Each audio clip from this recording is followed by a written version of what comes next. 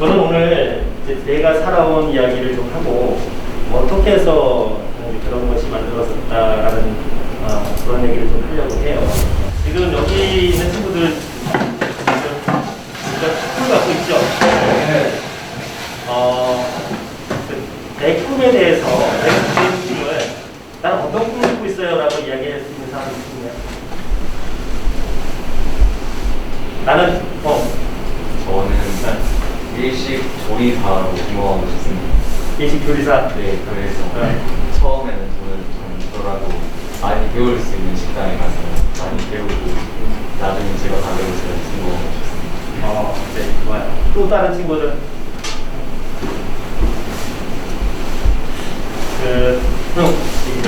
저는 사람들을 행복하게 해주는 요리사가 되고 싶습니다. 평가해 해주는 요리사? 네. 좋어요. 네. 꿈을 가지고 내가 살아가야 되는데, 나도 어릴 때 꿈을 가져라는 얘기를 굉장히 많이 듣고 살았어요. 그런데 꿈을 어떻게 가져야 될지를 몰랐거든요. 그런데 지금 내가 꿈을 어떻게 가져야 된다는 얘기를 해줄 거예요.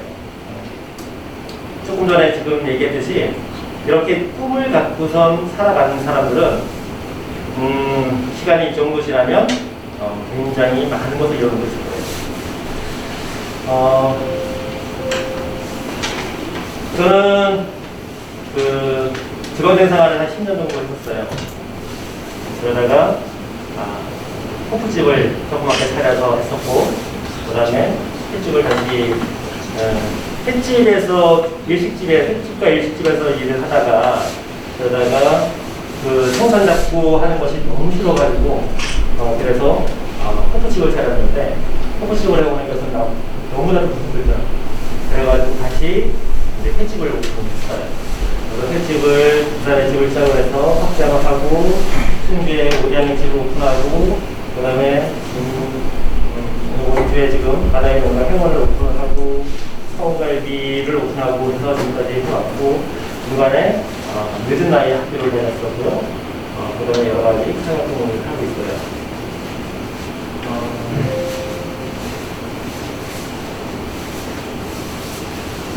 지금 부산의식 같은 경우는 규모가 한 120평 정도 되고, 직원은 한 18명, 연매출은 10평 정도 돼요. 그 다음에 충주에 오량의 집이라고 있었는데, 여기는 70평 정도 되고, 지금은 직원이, 그때 함께 일했던 직원이 인수를 해서 운영을 하고 있어요. 그분이 1년 만에, 인수를 하고 1년 만에 저한테 인수했던 비용을 저는 그냥 보증금만 받고선 넘겨드렸거든요.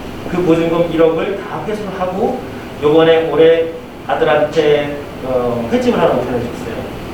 본인이 빚도 굉장히 많았는데 그것도 다 청산을 하고 그래서 아주 멋진 그런 사례가 발생이 돼서 저는 너무도 좋아요. 이것이 한 연매출 한 12억 정도 됐었는데 나중에 한 14억 정도까지 매출이 올랐었고, 그 다음에 야심차게 제가 현재 운영하고 있는 회원을 오픈했는데 여기가 3층, 4층 두 개 층으로 돼 있어요. 3층이 한 60평 정도 되고 4층이 한 60평 정도 되고, 여기도 한 14억 정도 매출인데 여기는 목표 매출은 한 30억 정도의 매출 목표를 갖고 있어요. 근데 올해 한 20억 이상의 매출이 될 수 있는 상황이었었는데 코로나로 인해서 올해 한 14억 정도의 매출을 넘칠 것 같아요. 그 다음에 그 건물 1층에 서울갈비라고 있어요. 거기를 무한리필 갈비집을 오픈했는데 그것도 오픈과 동시에 코로나가 터져서 매출이 거의 유리한 상태 같은 느낌이죠. 제 꿈을 그러니까 이런 것을 만들어 오기 위해서 어떤 꿈을 꾸고 어떻게 해왔는지를 말씀드릴게요. 저는 군 생활을 할 때 군대에 들어가서 내 꿈을 결정을 했어요. 그 전까지는 많은 사람들이 꿈을 가져라는 얘기를, 선생님들이 꿈을 가져라는 얘기를 엄청 많이 했는데 그 꿈을 어떻게 설정을 해야 될지 몰랐어요. 나는 어떤 미래를 가져야 되지? 어떤 삶을 살아야 되지? 그런 생각을 못했어요. 군대에서 보초 근무를 쓰면서 아마 한 1병 정도 됐을 때였던 것 같아요. 보초 근무를 쓰면서 그때 비로소 꿈을 갖기 시작했어요. 내 마지막 꿈은 버스 한 대 사는 거예요. 그런데 저런 버스는 지금도 살 수 있어요. 네. 그럼 나는 꿈을 이뤘네요? 그게 아니라 그때 당시에 내가 상상했던 버스는 이런 버스가 아니고 요즘에 그때 당시에 내가 상상했던 버스와 조금 비슷한 버스들이 나오고 있더라고요. 아직까지 제가 상상했던 버스는 나오지 않았어요. 그때 이런 버스를 제가 상상했습니다. 그리고 이런 거. 이게 지금 아랍의 그 왕자들이 하는 버스는 한 45억 정도 된다네요. 네.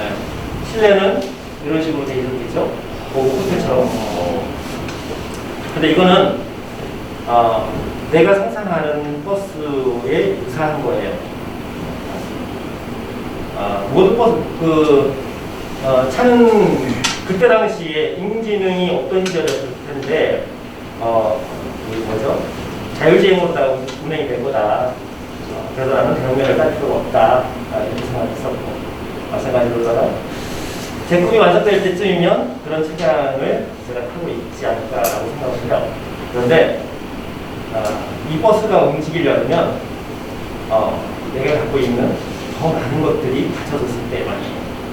그냥 지금까지 해왔던 이렇게 돈을 벌어가지고서 내가 버스 타고 놀러 다니는데 이게 아니고 버스는 그냥 이 상징일 뿐이고 제가 그동안에 일을 해보면서 여러 가지 많은 노력을 하고 나서 나중에 이렇게 여행을 다니면서 사업을 함께 할 계획을 갖고 있는 건데 버스에서 각 회사의 사장들과 아침에 회의를 하고 업무 지시를 내리고 손급하면 되지 않겠어요? 그런 식으로 해서 버스 한 대 사는 것이 최종 목표를 갖고 있는데 그것을 향해서 열심히 지금 준비해 가고 있습니다. 그 꿈을 향해서 어떻게 준비해 왔는지를 조금씩 한번 들어가 볼까요? 처음에 일식을 배우기로 했어요. 왜 일식을 배우기로 했냐면 저도 음식 하는 것이 좋았어요. 밥을 단 한 번도 지금까지도 대충 먹는 경우가 없어요. 어머니께서 뭘 하는 것이 없으면 제가 만들어 먹었어요. 항상 밥상을 제대로 차려서 먹었지 대충 먹은 적이 없어요. 그래서 나는 음식하는 것이 자신 있었거든. 그래서 조금만 제대로 배우면 그러면 참 멋진 매장도 운영할 수 있겠다라고 생각을 했죠. 그때 당시에 처음 생각을 했을 때가 군대를 제대하면서 생각했을 때가 홈프집을 하나 차리고 싶다. 그러려면 남들과 차려야 되는 음식을 가지고 우선 내가 해야 되잖아. 그래서 그러면 어떻게 할까를 고민하다가 일식집에 들어가자. 일식집에 들어가서 일식인 요리를 배워서 홈프집을 오픈을 하면 차려야 되는 음식을 가지고선 내가 운영을 할 수 있지 않겠냐라는 거였어요. 그때 당시엔 없었는데 나중에 보니까 그게 이자카야였어요. 내가 생각했던 게 이자카야 그런 걸 하면 되지 않겠냐라는 거였지. 그래서 처음에 일식집을 들어갔는데 이런 어려움들이 있잖아. 월급이 정말 작아요. 너무 많지 않은 월급. 그런데 요즘에는 기본적으로다가 저희 같은 경우는 처음 입사를 하면 한 240 정도부터 시작을 해요. 근데 이제 우리가 처음 일을 할 때 굉장히 적은 임금과 일은도 굉장히 많죠. 아침에 일찍 출근을 해서 저는 늦게까지, 밤늦게까지 쉬는 시간도 없어요. 엄청 어렵게 그렇게 고된 일과를 보내야 되는 거고, 친구를 만날 시간이 없었어요. 한 달에 2번밖에 못 쉬었거든. 지금은 저희 매장은 월 7회 휴무, 주 5일 근무제를 하기 위해서 열심히 지금 만들어가고 있는데 지금 월 7회 휴무를 하고 있어요. 그런데 우리가 처음 일을 할 때는 한 달에 2번을 쉬었어요. 그 2번 쉬는 동안 친구를 어떻게 만나냐고. 아침 일찍 나가서 밤늦게 끝났는데 내가 끝나면 친구들은 서로 만나가지고 헤어질 시간이에요. 그렇게 제 시간도 굉장히 없이 이렇게 살아갈 수밖에 없었는데 그것을 나는 감당할 수 있었던 게 나는 꿈이 있었으니까. 나는 그 일을 하기 위해서 그것만 그 돈을 벌기 위해서 그 일을 하고 있었던 게 아니었기 때문에. 그래서 열심히 할 수 있었는데 저는 일을 하면서 사장님들의 마인드를 봤어요. 이 사장님들은 어떻게 운영을 하느냐. 세 분의 사장님을 하여금 제가 영향을 받았던 것 같아요. 첫 번째, 처음 일식집에 들어갔을 때 다미도 일식이라는 곳이었는데 거기에 김학수 사장님이라고 있었어요. 사장님은 나중에 그 원주시 의회 그 시의원 4선까지 하셨던 분이에요. 이분에게서 정말 꼼꼼하게 뭔가를 준비하고 계획하고 뭔가 이렇게 적당히 하는 것은 안 된다. 꼼꼼하게 그렇게 뭔가 운영을 해야 된다. 계획하고 설계하고 해야 된다라는 그런 부분들을 배웠고, 그 다음에 나중에 중간에 은좌일식이라는 곳에 근무를 했었는데 이곳에 김현석 사장님은 요즘에 그 일식 책자의 그 저자가 있는 분들과 그때 그 함께 일했던 분이세요. 그 연탄불에 탕을 끓여내야 되는 그 시절에 일을 배웠는데 이론적으로다가 얼마나 많은 행복한 지위가 있는지 몰라요. 저에게 매일같이 물으라고 얘기를 했어요. 묻지 않으면 안 가르쳐줘. 물어야 돼. 근데 제가 묻지 않으면 너 왜 안 물어? 그게 아는 것이 부족해서 물을 게 없는 줄 알고 뭐 알아야지 묻지. 그럼 너는 강원은 몰라? 강원을 몰라? 아니 강원 알죠? 그럼 왜 강원이야? 이러는 거죠. 아니 글쎄 왜 강원일까요? 강원가 무슨 이유가 있나요? 그럼 강원에 대해서 1시간 동안 이제 설명을 해줘요. 그 정도로다가 굉장히 많은 지식을 갖고 계시고 이분에게 제가 회는 이렇게 써는 거야 라는 것을 배웠어요. 회 한 사람을 썰어놓을 때 그냥 칼로다가 생선을 자르는 것이 써는 게 아니야. 회 한 사람을 썰어놓을 때 가장 불편한 사람들끼리 앉아있다고 가정하고선 그 불편한 사람들이 누구나 편안하게 식사를 할 수 있게끔 배려하는 마음이 더해져야 되는 거야. 모둠의 한 사라에 항상 대칭이 되게끔 배치를 해놓아야 되는 거야 라는 얘기를 하면서 저한테 일을 가르쳐 주셨어요. 그래서 이 사장님한테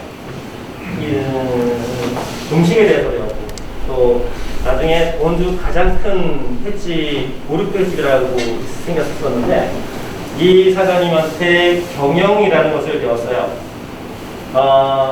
말씀이 얼마나 거치신지 이 사장한테 욕을 안 들어본 사람이 한 명도 없었을 거예요. 막 소새끼, 말새끼 막 그렇게 얘기를 하시는 분인데 그 서울 남대문 시장 시장통서부터 일을 시작해서 거칠 일을 하신 분이세요.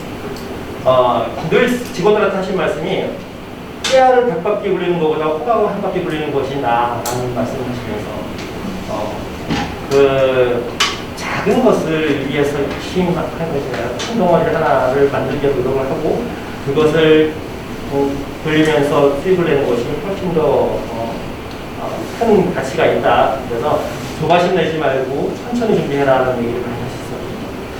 아무튼 이렇게 사장님들로 하여금 자극을 받으면서 단순하게 일만 하는 그런 나를 만들어가지 않기 위해서 노력을 했어요. 그러다가 드디어 이제 지방자 생활을 한 10여 년 정도 하다가 제 매장을 하나 오픈을 해요. 그때 당시 부마라고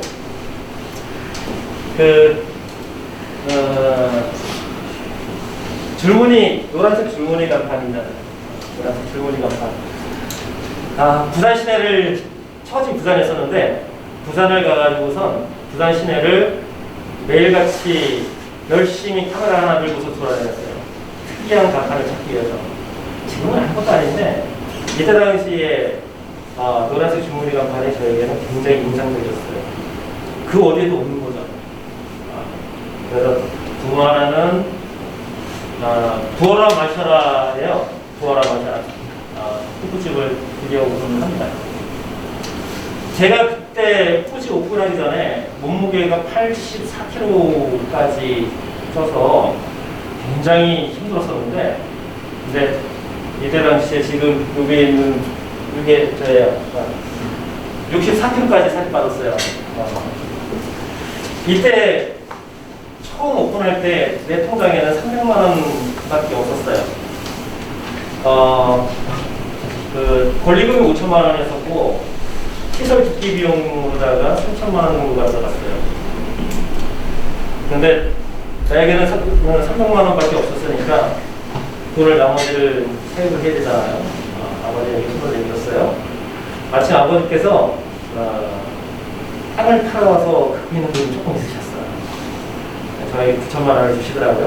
내가 조금 해봐라. 그 9천만 원을 받으면서 나는 죽을 각오를 했어요. 말로다가 이렇게 얘기하는 죽을 각오가 아니라 정말 나는 여기서 실패하면 나는 죽겠다라는 생각을 했어요.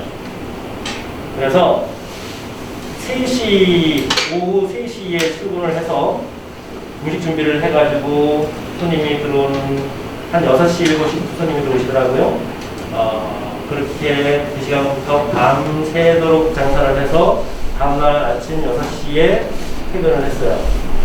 늦게 가는 날은 11시에 집에 간 적도 있었어요. 손님이 장사를 조금 하다 보니까 손님이 일어서지 않으면 가라소리를 못하는 거예요. 그래서 같이 앉아있는 거죠. 그렇게 집에서 잠깐씩 잠을 자고 낮에 자는 건 자는 게 아니에요. 이거를 2년 정도를 했었는데 새벽 2시 반 3시부터 4시 정도, 2시부터 4시 정도 되면 어김없이 잠이 와가지고 정말 힘들어요. 왜 이런 그 선술집은 나이 많은 분들이 하기 힘든지를 이때 알았어요. 하여튼 정말 죽을 각오로 내가 여기서 실패하면 아버지로 내 돈으로 단 게 아니라 아버지 돈으로 다 했는데 여기서 실패하면 나는 정말 죽을 거야 라는 생각. 정말 그래서 죽기 싫어서 아등바등 정말 열심히 했어요. 한 2년 정도 하다 보니까 여기서 약간의 수익이 발생이 됐었고요. 그리고 마침 그때 주변에 아까 얘기했던 그런 이자카야 선술집들이, 체인점들이 막 우후죽순 엄청나게 생기는 거죠. 매출이 떨어지기 시작해요. 그런데다가 중간에 미성년자 주립 판매로다가 영업정지를 당하게 됐죠. 미성년자 주립 판매 영업정지가 참 불합리하다는 생각을 굉장히 많이 하고 있는데, 지금까지도 법 개정이 돼야 된다고 생각하는데, 학생들이 여기가 이제 폴링도어다 문이 열리게 되어 있는데, 처음에 들어온 아이들을 신분증 검사를 다 해서 성인이어가지고 술을 줬는데 중간에 친구가 하나 들어와가지고 누군가가 신고를 했었고, 나중에 알고 보니까 그 친구들이 전부 다 미성년자였어요. 그런 사람이 있었어요. 어쨌든 그래서 그렇게 영업정지도 당하고 하는 상황이 발생이 되면서 여기를 장사를 이제 그만하게 된 거죠. 그래서 그 다음에 굉장히 힘들게 장사를 하다가 보니까 예전에 내가 횟집 생선 잡는 게 너무도 싫었던 그것이 다시 관심이 가고 좋아지기 시작한 거죠. 그래서 원주에 굉장히 유명한 부산의 집이라는 곳이 우산동에 있었는데 그것을 인수를 하게 됩니다. 아주 작은 횟집이었어요. 지역도 활성화되어 있는 지역도 아니고. 그런데 여기가 기존에 하시던 사장님이 정말 예약을 안 하면 못 갈 정도로다가 바쁜 횟집이라고 하셨어요. 그 생각만 가지고서 거기가 매물로 나왔대. 그래서 묻지도 따지도 않고 쫓아가가지고 계약을 했어요. 제가 하겠습니다. 사장님이 바뀐 걸 알면 손님이 아플까봐 사장님이 바뀐 것도 모르게 내부술이 막 깔끔하게 쳐내보니까 엉망인 거예요. 뒷동도 막 나오고 그냥 엉망 깨끗하게 다 수리를 해서 다시 재오픈을 했는데 오픈을 해서 보니까 하루에 제가 모르는 손님은 가르치지도 않아요. 거의 매출이 없는 거예요. 그래서 긴급하게 오픈 행사를 하고 뭐 하면서 여기를 활성화시켰어요. 시간이 지나면서 여기 다시금 손님들로 채워지고 예약을 많이 해야지만 올 수 있는 곳으로다가 바뀌어가더라고요. 그래서 여기서 장사를 하다가 너무도 꽉 차서 그 다음에 더 이상 그 매출의 한계점을 느끼고 난 이후에 이전을 해야 되겠다라고 생각하고선 제 생애 첫 번째 휴가를 나이 37살에 갔어요. 37살 우리 아들 7살 되던 해에 처음 휴가라는 것을 가봤어요. 그전까지 열심히 일만 했었고 그 이후에는 1년에 한두 번 정도 지금 해외여행도 다니고 뭐 여행을 하는 데는 별 문제가 지금 없어요. 너무 한계점을 느껴서 그 다음에 다른 곳으로 이전을 해야 되겠다라고 찾은 곳이 부실동이라는 곳이었어요.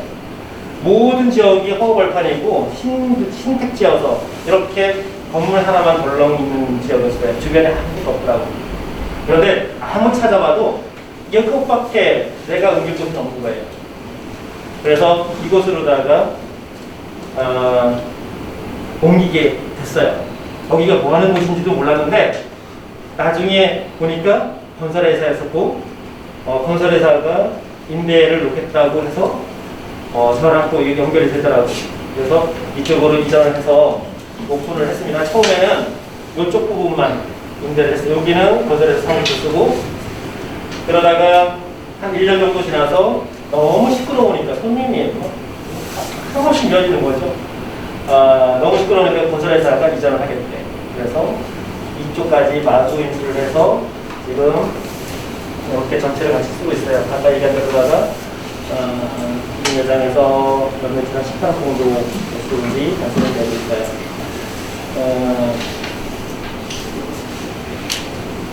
중간에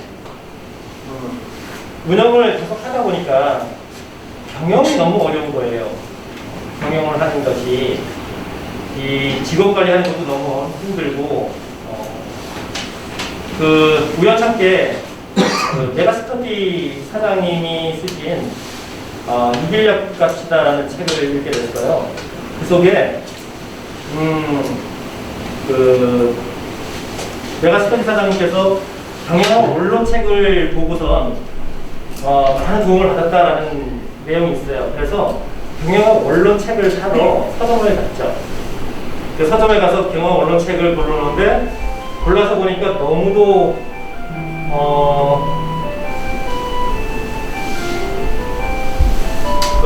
어려운 거예요. 못 알아보겠어. 좀 쉬운 책을 찾는데 안 보여. 초소 없이 그냥 그 책을 사서 계산을 하려고 보는데 누가 찾아보고 있어요. 난 모르는 분인데 좀 쑥스러워가지고선 컴퓨터대로 이렇게 책을 엎어놓고 옆에 문구리 코너에 가서 이렇게 어슬렁거리다 그분이 가신 다음에 다시 와서 계산을 하고 왔어요. 그때 그날 저녁에 그분이 저희 매장을 오신 거예요. 저희 매장을 오셔서 저희 저는 없었고 집사람을 불러서 오늘 서점에서 사장님을 만났는데 걔가 언론책을 사시더라. 그걸 왜 샀느냐고 물어본 거죠.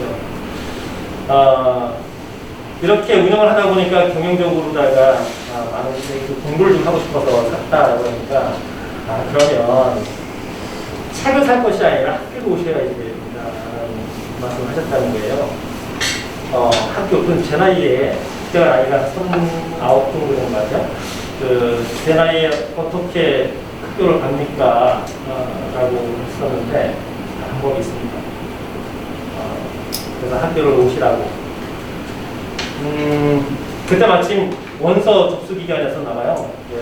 원서를 갖다 주시면서 생활기록부하고 원서를 써가지고 갖고 와라.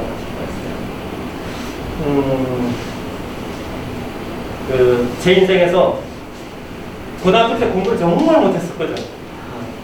근데 공부를 못해서 대학을 못 갔는데 내 인생에 대학이 있을 거라고 상상도 못했어요.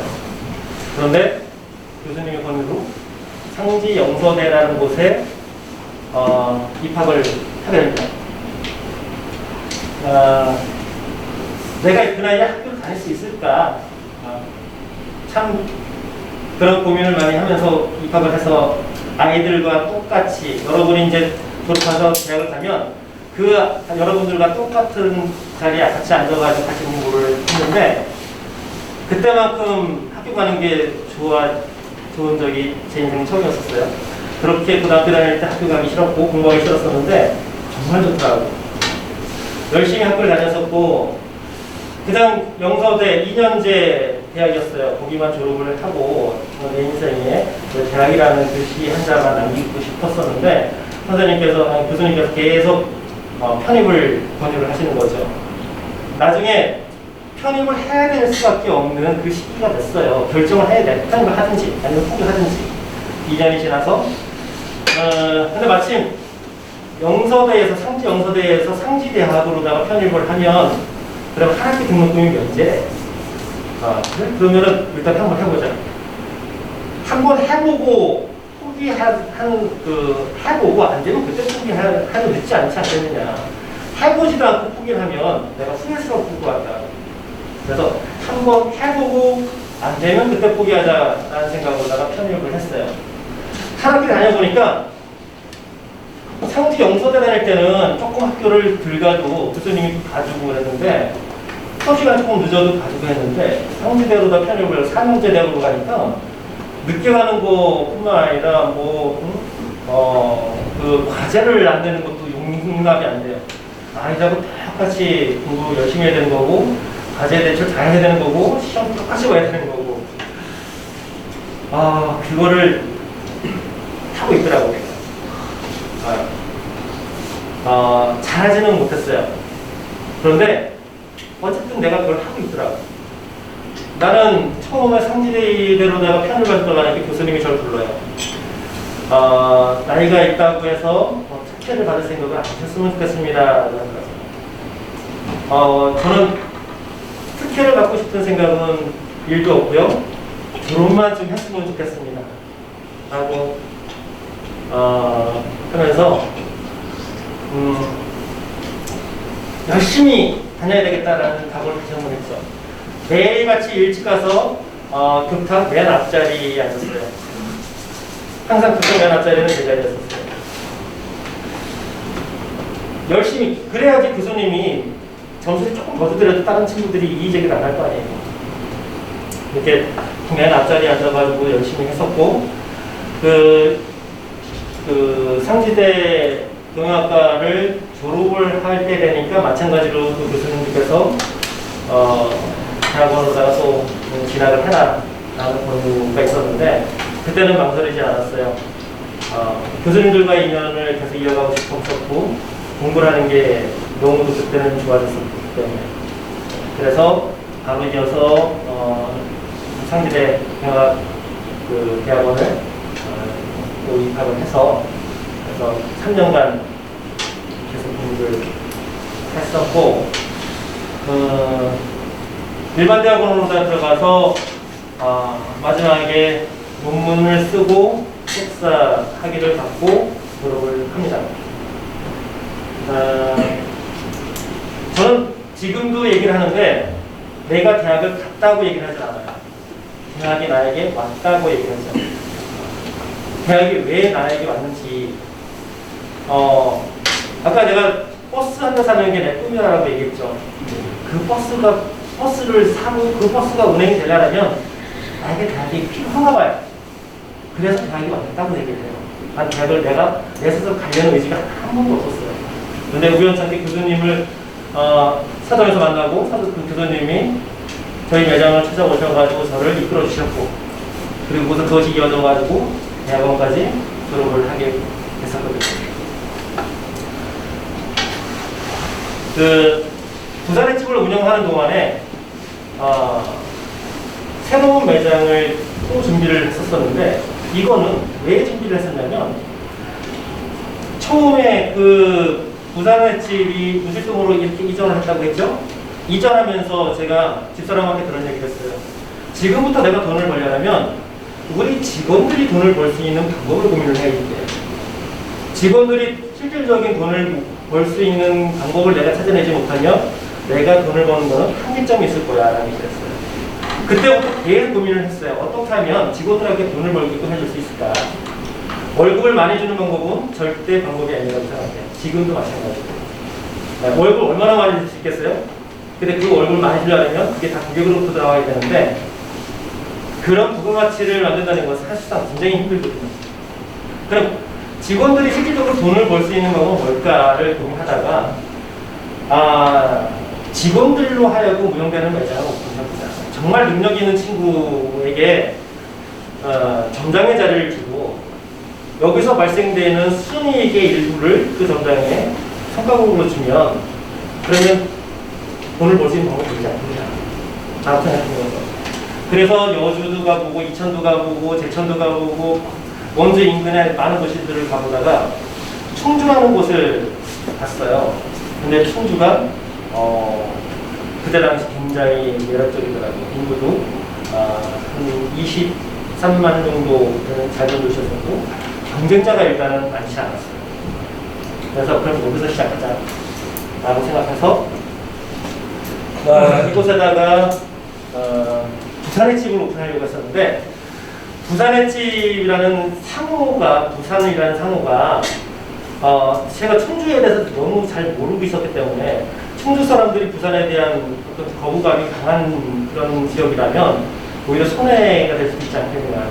그래서 지역색이 없는 상호를 찾았자라고 해가지고 고민하다가 오대양의 집이라는 그 상호를 가지고서 오픈을 합니다.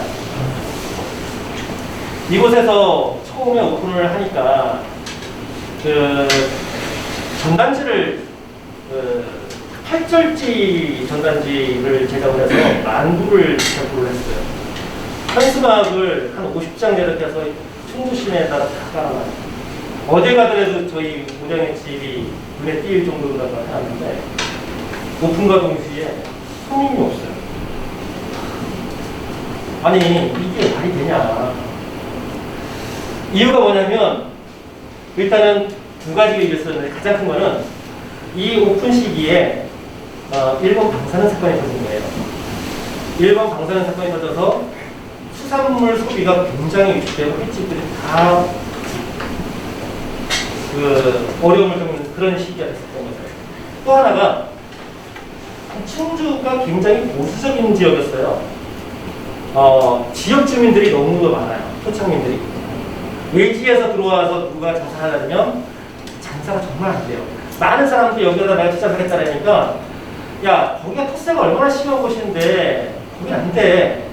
이런 반대를 하시는 분들이 무지 많았어요. 그런데 사람이 먹는 음식인데 왜 여기라고 안 되겠어? 라고 생각했던 거죠. 그래서 오픈을 했는데 그것이 맞더라고요.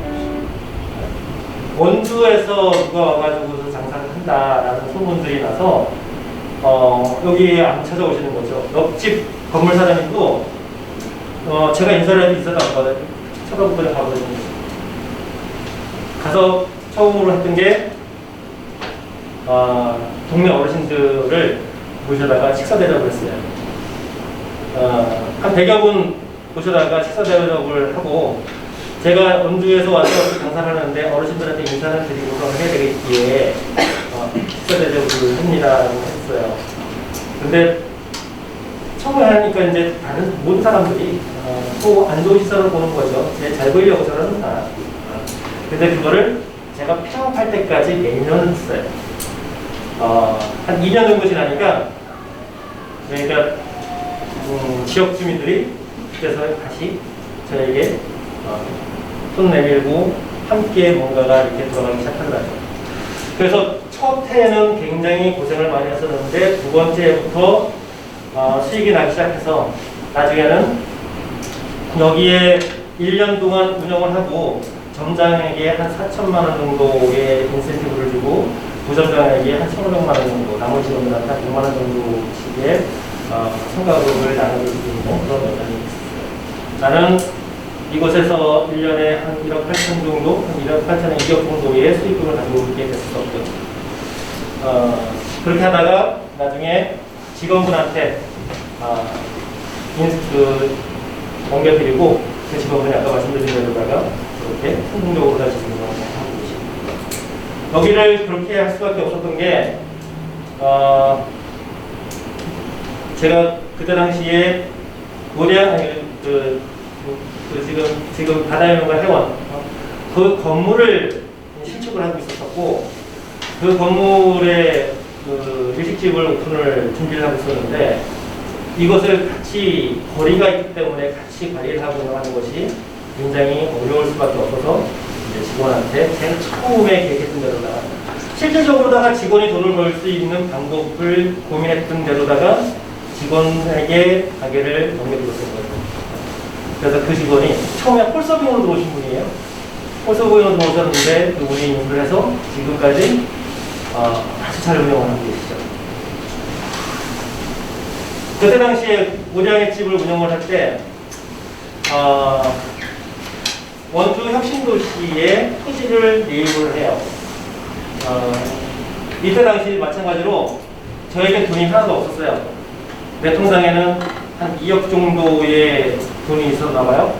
그런데 토지 매입가만 20억 정도 되는 땅이었어요. 그런데 항상 예전부터 생각하고 지금도 그렇지만 내가 원하는 것이 있으면 방법은 반드시 나타난다. 내가 이것을 원하고 있다 보니까 방법들이 만들어지기 시작하더라고요. 그래서 땅을 매입을 하고 여기에 건축을 시작합니다. 땅 매입 금액도 없었는데 건축비는 어떻게 만들어졌어요? 근데 그 또한 방법이 나타납니다. 어쨌든 많은 부채를 갖고 있긴 하지만 원주 혁신도시 정중앙 상업농지 내에 땅을 부지를 매입하고 건물을 지었어요. 그리고 이 건물을 4층 건물인데 제가 생각할 때 1, 2층은 임대료가 비싸잖아.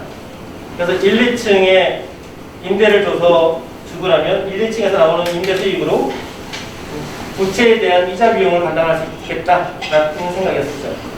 그래서 나는 그러면 3, 4층에 오픈을 해야 되겠다. 음식점이 2층 이상 올라가면 굉장히 불리해요. 2층 이상에서 성공하는 케이스는 거의 없어요. 가급적이면 음식점은 1층에서 2층까지만 올라가야 돼요.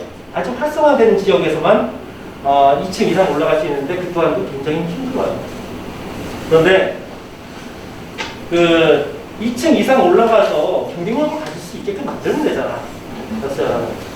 그래서 건물을 지을 때 3층까지는 정상적으로다가 다시고 4층은 일부분을 건축부에서 이렇게 떼놓고 지었어요. 거기다가 조경을 하겠다. 그래서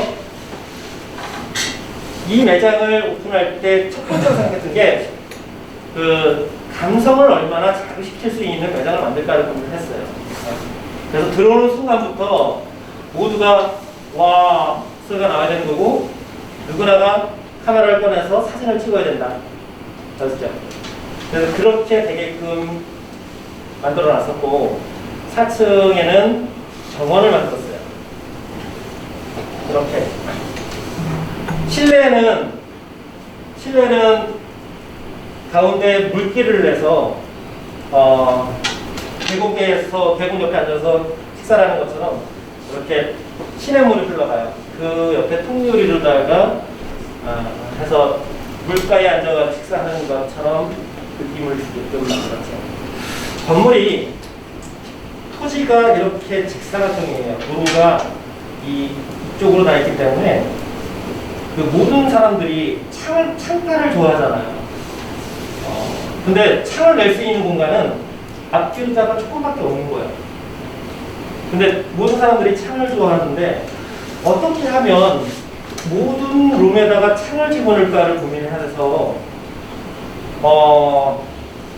가운데 이렇게 물기를 내면 시냇물을 내주고 통유리를 하면 그러면 모든 방에 창을 집어넣을 수 있지 않겠냐는 생각이었던 거죠. 그래서 이렇게 구조를 만들어 놓고 나니까 보시는 모든 분들은 지금은 거리뷰가 보이는 외부 창가보다는 실내에 있는 인공창을 훨씬 더 좋아해요. 그래서 실내에 있는 인공창이 있는 뷰가 가장 좋은 자리는 비싸게 팔아요. 점심시간에 정식이든 코스를 드시는 분들만 그쪽으로다가 자리 배치를 해드려요. 그래서 일반 식사를 하시는 분들은 외부 창가 쪽으로다 배치를 하고. 그러니까 옛날부터 예전에 제가 호프집을 할 때 그때부터 똑같아요. 안 좋은 환경이 있으면 단점이 있으면 단점을 장점으로 바꾸면 되잖아. 그거거든요. 유도에서 상대의 기술로다가 상대의 힘을 이용해서 업어치기를 하잖아요. 업어치기는 내 힘을 하는 게 아니거든. 안 좋은 단점이 있으면 그 단점을 단점으로 해석하면 언제까지나 단점이에요. 그런데 그 단점을 장점으로 활용시킬 수 있는 방법을 고민하면 그것이 장점이 될 수가 있어요. 지금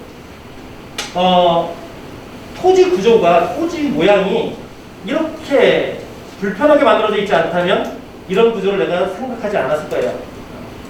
그냥 창가 쪽을 이용해가지고선 자석 배치를 해놨겠지. 근데 어쩔 수 없이 이런 단점을 갖고 있으니까 그것을 장점화시킬 수 있는 방법을 고민하다 보니 이런 것들이 나오게 된 거거든요.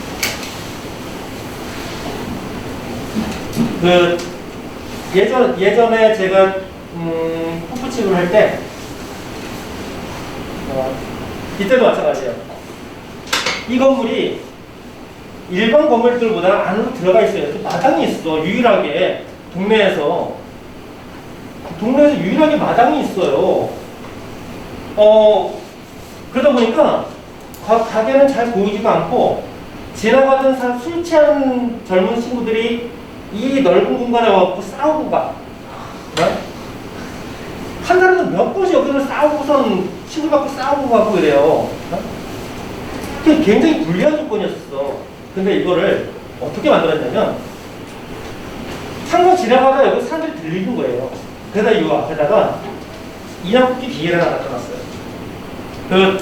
뭐예요, 저거 부산에서 이렇게 시장 조사를 하다 보니까 도자 같은 그 로봇이 çı밥수 사탕을 이렇게 퍼가지고서 꺼내는 기계가 있더라고. 그거를 수송을 해서 서울에 가서 중고 50만 원을 주고 중고로 50만 원을 주고 사다가 갖다 놨어요. 얘를 2년 뒤에 얘 여기서 발생되는 돈은 꼬박꼬박 통장에 하나 떨어지만 하더니 나중에 2년 뒤에 오니까 얘가 1000만 원을 벌 거예요. 그리고 여기 공간이 넓잖아요. 이때 마침 월드컵 경기를 한 때가 있었어요. 목구통 위에다가 TV를 하나 빌려다가 놨어요. 전자제품 매장에 여기 점장으로 있는 친구가 하나 있어서 그 친구한테 좀 큰 TV 좀 하나 빌려줘 라고 해서 TV를 하나 빌려다 놓고 동네에 있는 테이블, 그 가니 테이블을 다 모아서 거기다 하나 까뜩 깔아놨어요. 그랬더니 그러고서 그 월드컵을 틀어놓으니까 많은 사람들이 여기 다 모이는 거예요. 여기서 응원을 하는 거지. 밖에서 먹는 거는 생맥주만 팔았고 생맥주 3000cc만 팔았어요. 선불로. 안주도 선불. 먹다가 가면 모르잖아요. 그러니까 선불로. 그랬더니 어떤 일이 생겼냐면 4명이서 앉아가지고서 술을 마시다가 내가 돈을 내고 샀잖아요. 그 옆에 있는 사람 또 사는 거야. 옆에 있는 사람 또 사고. 그러니까 술과 안주가 무한정으로 들어가요. 미처 맥주를 따라다 줄 수 없을 만큼 판매를 하는 거죠. 근데 이런 불리한 공간이 아니었으면 그걸 할 수가 없었겠지. 다른 집들은 아무도 못 하는 거예요. 그러니까 저 때부터 악조건을 좋은 조건으로다가 방향을 전환시킬 수 있는 방법을 고민을 했었다. 그래서 그렇게 만들어 가셨고 감성적인 마케팅을 어떻게 할 수 있을까를 지금도 굉장히 많이 고민을 하고 있어요. 음식점에 배가 고파서 배를 채우기 위해서 음식점에 가는 시대는 진작에 끝났거든. 지금은 저는 그렇게 생각해요. 음식점도 스스로 문화를 창출하고 문화를 생성할 수 있어야 된다라는 거예요. 내 스스로 문화를 만들어내야지만 경쟁력을 가질 수 있다. 그렇게 생각해요. 여기 계신 분들 자기 사업을 분명히 여기 상당수가 하게 될 거예요. 작든 크든 나만의 문화를 내가 만들어낼 생각을 했으면 좋겠어요. 꼭 거기 가야지만 느낄 수 있는 거야. 거기 아니고서는 느낄 수가 없어라는 걸 만들어내야 돼요. 나는 아직까지 그것을 만들지 못했어요. 그런데 계속 만들어가고 있어요. 앞으로의 경쟁력은 저는 그거다 생각해요. 음식점에서 음식으로 경쟁할 수 있는 시대는 진작에 끝났다. 마트에 가가지고선 완제품으로 나오는 재료들이 너무 맛있어요. 그리고 그 각종 소스나 이런 제품들이 정말 전문가가 만든 것보다 훨씬 더 맛있게 나와요. 그래서 직접 만들 필요 없이 사주는 것이 사서 써도 얼마든지 가능한 그런 시대가 돼 있거든 지금. 근데 조금만 더 지나면 그거보다도 훨씬 더 발전된 그런 것들이 나타나게 될 거예요. 그러면 음식으로다가 사실상 성공이 경쟁이 안 돼요. 그래서 어떻게 사람을 상대로 감성을 자극할 수 있을 것인가를 고민을 많이 하는 것이 답이다라고 생각합니다. 1층 매장이 건물을 지어놨는데 도시가 비활성화되다 보니까 항상 비어있어요. 1층을 통해서 손님들이 올라오시는데 1층이 성역한 상태에 있으니까 오시는 분들마다 어떤 창고를 지나서 매장을 방문하는 것 같아. 그래서 1층을 활성화시켜야 되겠다. 임대는 안 나가. 그래서 내가 한번 해보자.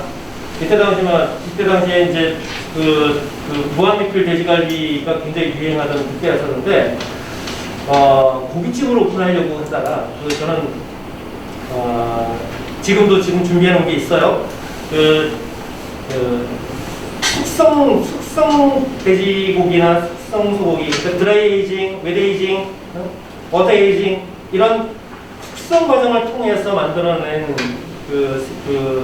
물고기를 판매를 하는 매장을 계획을 하다가, 이 너무나 무한리필 돼지갈비가 유행하는 그 시기여서, 그래서 잘못하면 그거에 조금 힘들 수도 있겠다. 내가 조금 더 빨리 갈 수도 있겠다. 일단은 이걸로 시작하자. 그래서 무한리필 돼지갈비로 보냈는데, 한 3개월 정도 장사가 엄청 잘 됐어요. 요 옆에 대기 공간을 만들어 놨어요.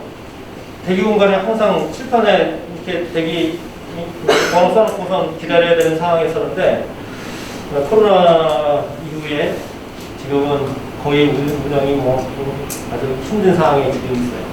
근데 코로나가 끝나고 나면 다시 또 좋아질 거다. 여기 또 다시 리모델링을 하고 옵션 변화를 좀 하려고 계획을 하고 있습니다. 지금까지 제가 만들어 왔던 그런 어떤 과정들이었었고요. 그것이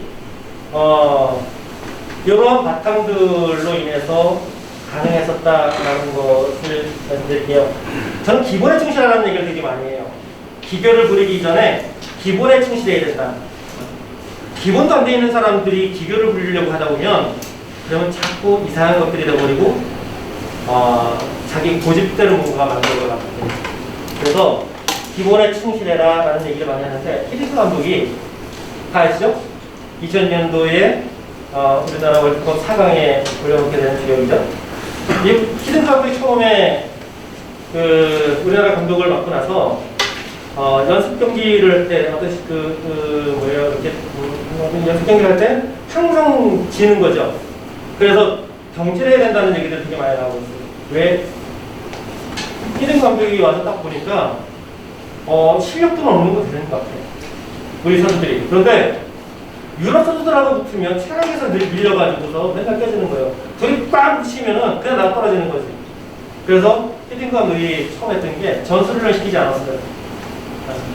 처음에는 열심히 근력 운동과 체력 운동에 집중해서 운동을 시켰거든.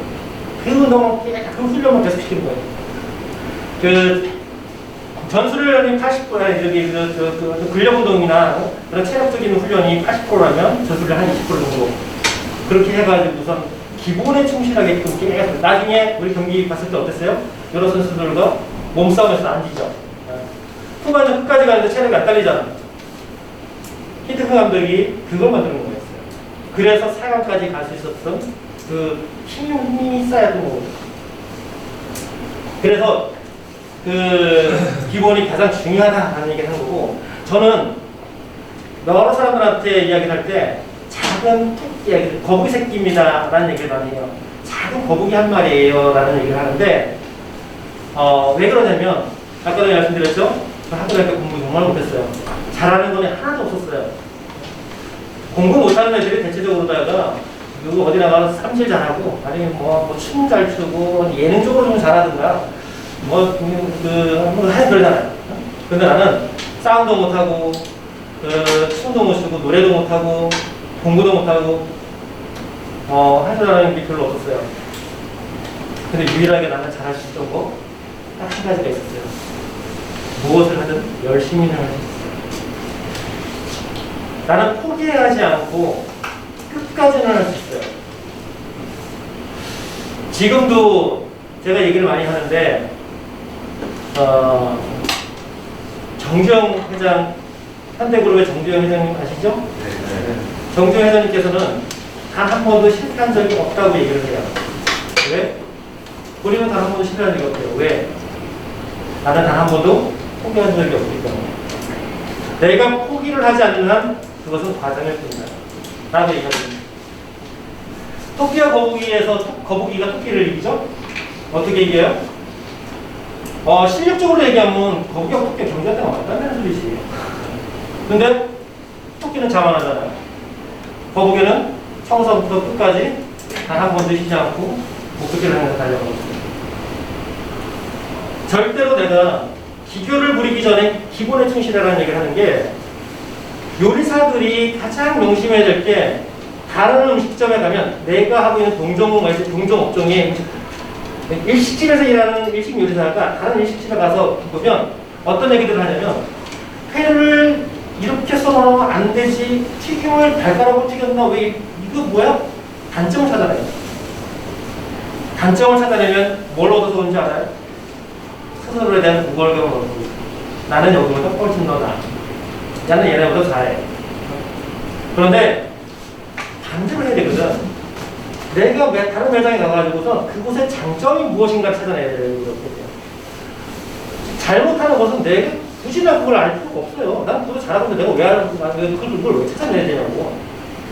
나보다 잘하는 게 뭔지를 찾아내려고 노력해야 되고, 여기서 잘 되는 게 뭔지를 보려고 노력해야 되고, 좋은 것이 뭔지를 찾아내는 그런 노력들이 있어야 돼요. 그래야지 내가 뭔가를 하나라도 배워서 오죠. 기본에 충실해서 열심히 하다 보면, 그러면 결국은 거북이와 토끼를 이기는 이런 상황도 만들어질 수가 있다는 거죠.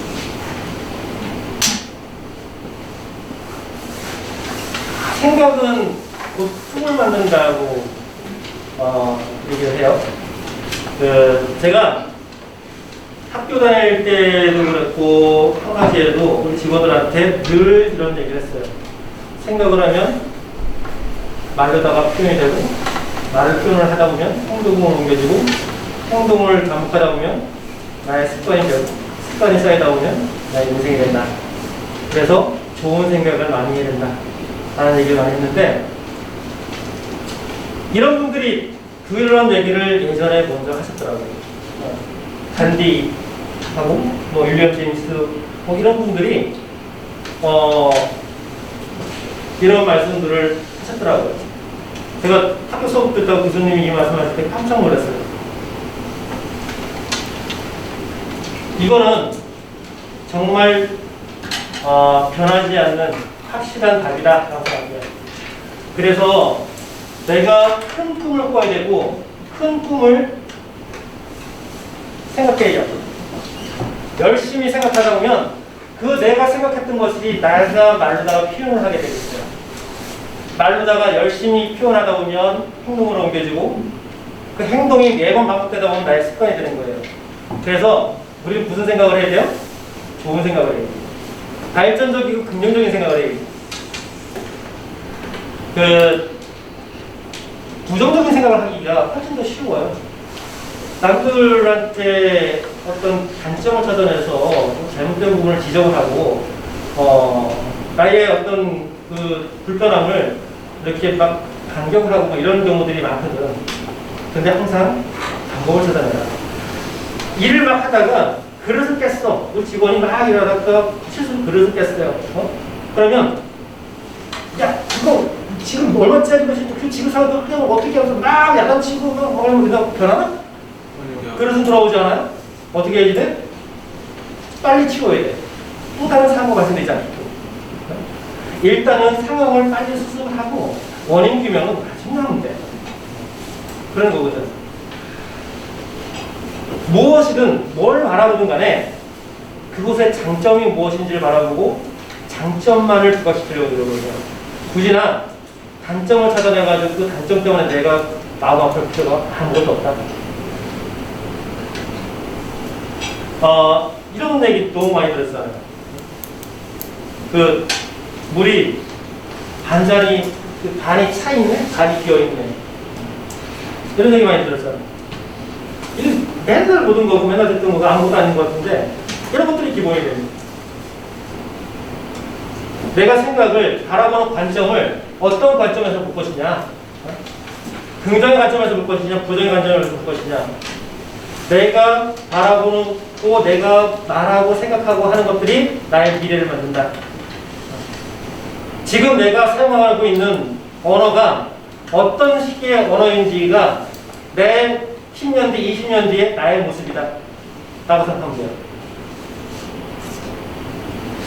미켈란젤로가 대부분의 사람들에게 가장 유명한 것은 목표를 너무 높게 잡고 그것에 도달하지 못하는 것이 아니라 목표를 너무 낮게 잡고 그것을 이루는 것이다 라고 했어요.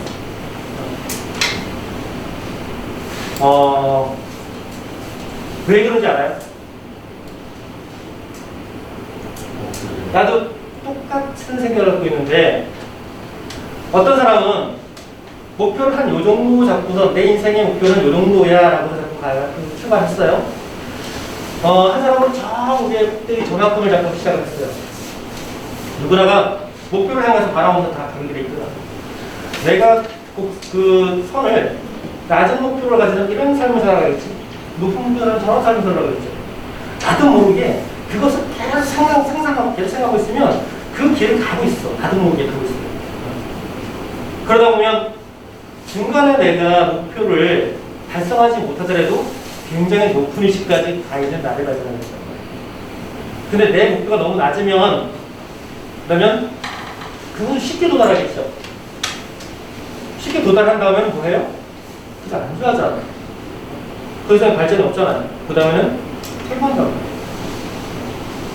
퇴보하지 않더라도 인생의 목표의 마지막 단계에 가서 이런다 하더라도 이왕이면 목표를 높게 잡고 높은 위치까지 올라가게끔 내 자신을 계속 개발하고 어떤 노력하는 모습이 더 멋지지 않나요?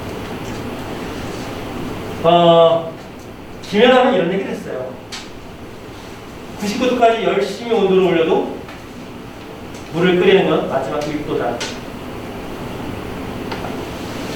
그 금맥을 타고 들어갔다고 봐요. 금광에서 금맥을 10년간 금맥을 찾아서 열심히 꽁꽁이질하고 하고 들어갔어요. 10년간 팠더니만 내 지쳐버린 거야. 여기 금이 없구나 라고 뒤돌아섰어.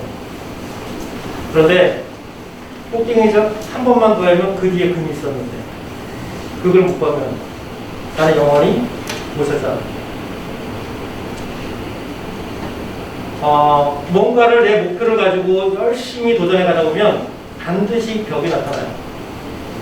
그 벽을 내가 뚫고 나가면, 이겨내면 나는 그만큼 성장하게 되는 거고, 그 벽을 이겨내지 못하고 뚫지 못하면 나는 한 단계 올라서는 건 불가능해집니다.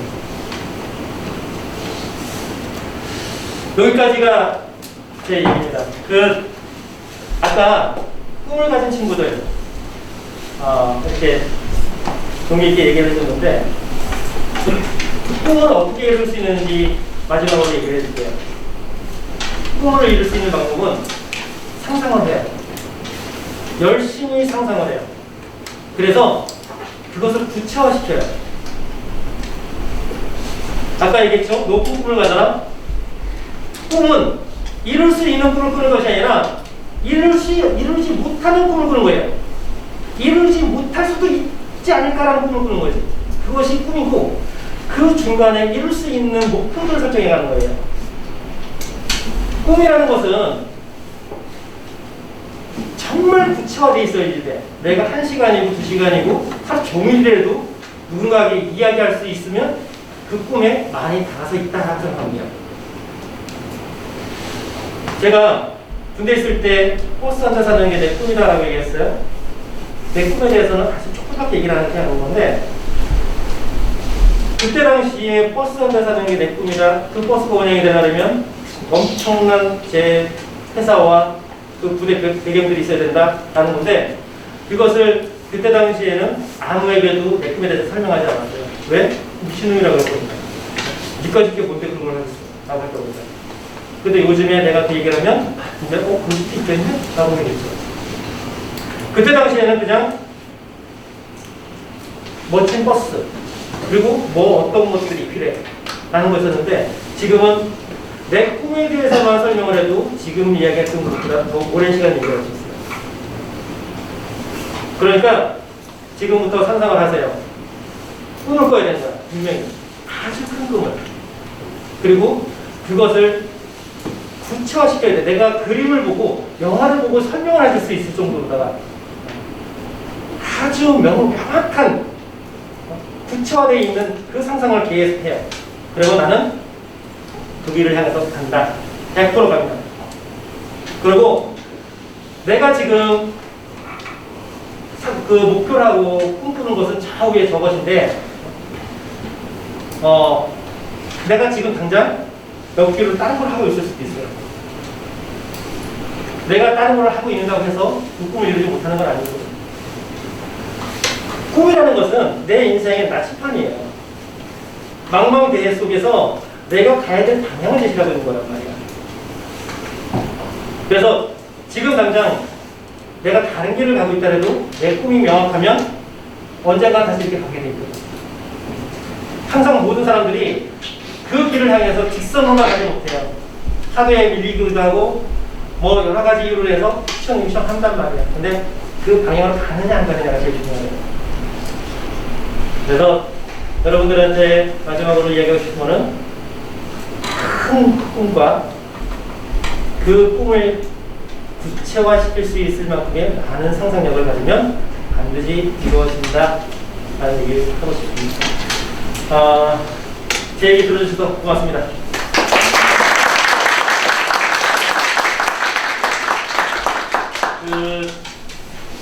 혹시라도 나의 어떤 도움이 필요하거나 추가적인 어떤 이야기를 듣고 싶은 사람들은 저한테 전화를 주거나 찾아와도 좋아요.